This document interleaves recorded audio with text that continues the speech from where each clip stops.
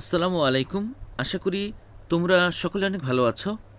আজকে আমাদের পড়ার যে টপিক এটা হচ্ছে এই সময়ের সবথেকে হট টপিক, সেটা হচ্ছে প্রণালী। এর কারণ কি জানো? প্রণালী নিয়ে ইতিমধ্যে বহির্বিশ্বে কথা হচ্ছে, বিশেষ করে হরমুজ প্রণালী নিয়ে। তো এইবার বিসিএস অথবা এডমিশন অথবা জব এক্সামগুলোতে সাধারণ জ্ঞান অংশ থেকে প্রণালী নিয়ে একটা কোয়েশ্চেন দেওয়া, এটা মনে করো একদম ইজি ব্যাপার। তো আমাদেরকে প্রণালী পড়ানো হয় যেভাবে, সেটা হচ্ছে ডিরেক্ট মুখস্থ করানো হয়, কিন্তু এটা মনে থাকে না, আসলে এক্সামে আসলে আমরা পারি না। আমি তোমাদেরকে আজকে ম্যাথ থেকে পড়াবো, বুঝছো?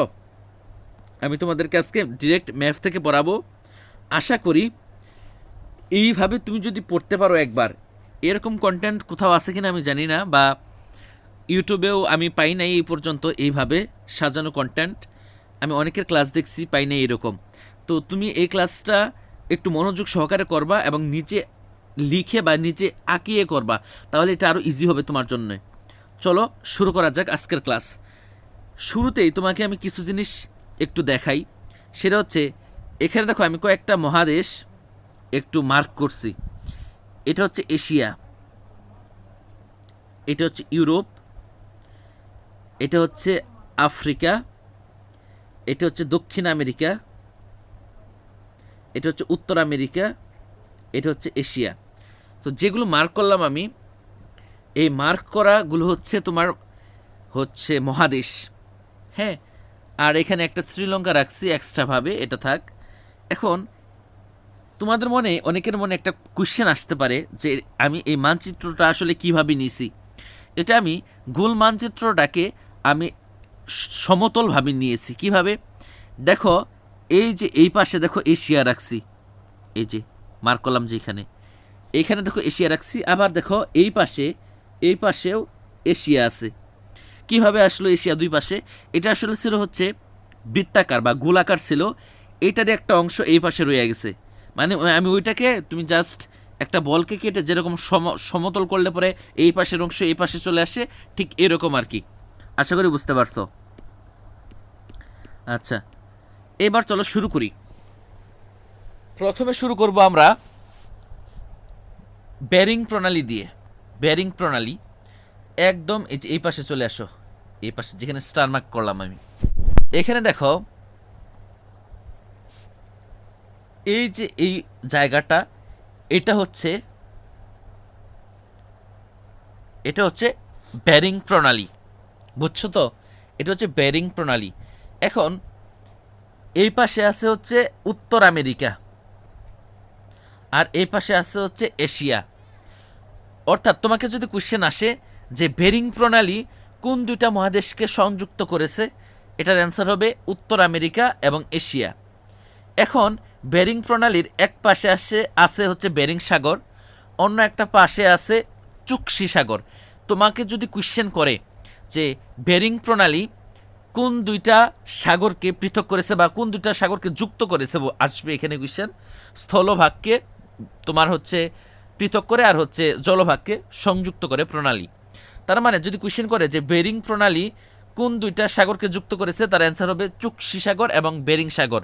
যদি বলে কোন দুইটা মহাদেশকে বিভক্ত করেছে, তার মানে সেটা হবে এশিয়া এবং উত্তর আমেরিকা। আশা করি বুঝতে পারছো। তাহলে বতে বেরিং প্রণালী একটা গেল। বতে আরও একটা প্রণালী আছে, এর নাম হচ্ছে বাবেল মানদেব প্রণালী। এটাও অনেক ইম্পর্ট্যান্ট। দেখো,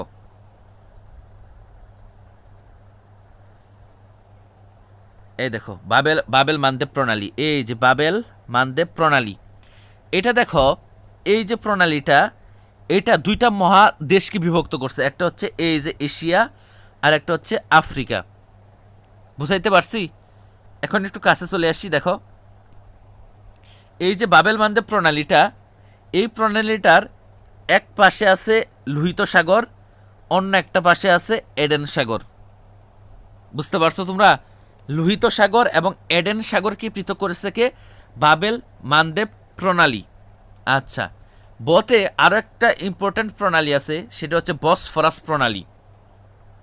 দেখো, এই যে এটা হচ্ছে বসফরাস প্রণালী, এই যে বসফরাস প্রণালী।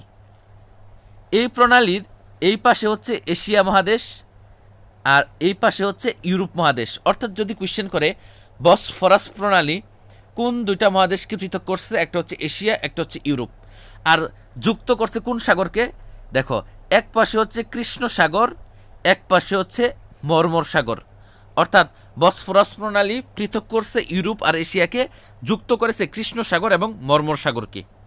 আচ্ছা, এখন ব দিয়ে আমাদের 3টা প্রণালী পড়া শেষ। এবার আসি আরেকটাতে। এখন আরও একটি ইম্পর্ট্যান্ট প্রণালী পড়ব, সেটা হচ্ছে জিব্রাল্টার প্রণালী। এই যে দেখো জিব্রাল্টার প্রণালী, এখানে হচ্ছে প্রণালীটা। এই প্রণালীটা 2টা মহাদেশকে পৃথক করছে, একটা হচ্ছে ইউরোপ, একটা হচ্ছে আফ্রিকা।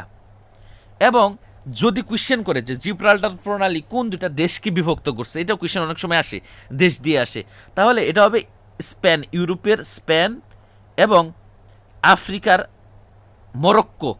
এই 2টা দেশকে পৃথক করছে কে? জিব্রাল্টার প্রণালী।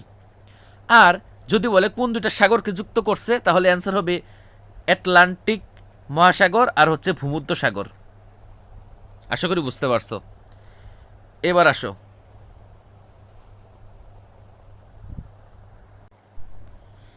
আসো, হচ্ছে আরেকটা প্রণালী, সেটা হচ্ছে দানিলিস প্রণালী। দেখো এই প্রণালীটা হচ্ছে এইখানে, হ্যাঁ, এটা ইউরোপ এবং এশিয়া, এই দেখো এই পাশে ইউরোপ আর এই পাশে হচ্ছে এশিয়া, এই 2টা মহাসাগরকে পৃথক করছে, এটা হচ্ছে প্রধান আলাপ। তারপরে যেটা, সেটা হচ্ছে এটা 2টা সাগরকে যুক্ত করছে। কী কী সাগর? ইজিয়ান সাগর এবং হচ্ছে মর্মর সাগর, এই 2টা সাগরকে পৃথক করছে। বুঝতে পারছো আশা করি। এবার আসো সুয়েজ খাল। দেখো সুয়েজ খালটাও ইম্পর্ট্যান্ট আমাদের জন্য। সুয়েজ খালটা কি কোনটার মাঝখানে? সুয়েজ খালটা হচ্ছে এশিয়া এবং আফ্রিকা, এই 2টাকে পৃথক করছে। আর এই সুয়েজ খালটা হচ্ছে যুক্ত করেছে লোহিত সাগর এবং ইজিয়ান সাগরকে। আশা করি বুঝতে পারছো। এবার আসি হচ্ছে আমাদের কাঙ্ক্ষিত সেই প্রণালী, হরমুজ প্রণালীর কাছে। এই যে আমাদের সেই কাঙ্ক্ষিত প্রণালী হরমুজ প্রণালী, যাকে নিয়ে এত গুঞ্জন হচ্ছে ইদানিং। তো এইখানে হচ্ছে হরমুজ প্রণালীর এক পাশে হচ্ছে পারস্য সাগর, আরেক পাশে হচ্ছে ওমান সাগর। এবং তুমি যদি খেয়াল করো যে এক পাশে হচ্ছে ইরান, আরেক পাশে হচ্ছে আরব আমিরাত। তোমাকে এখানে কোয়েশ্চেন করতেই পারে যে হরমুজ প্রণালী কোন 2টা সাগরকে পৃথক করেছে? অ্যান্সার হবে পারস্য সাগর এবং ওমান সাগর। আশা করি তোমাদেরকে বুঝাইতে পারছি আমি। এটা কিন্তু অনেক ইম্পর্ট্যান্ট। আর কোয়েশ্চেন আসতে পারে কোন 2টা দেশকে পৃথক করছে কোন 2টা দেশকে? সেই 2টা দেশ হচ্ছে, একটা হচ্ছে ইরান, একটা হচ্ছে সংযুক্ত আরব আমিরাত। মাথায় ঢুকাই নাও একবারে। আর লাস্ট যেটা আছে সেটা হচ্ছে পক প্রণালী।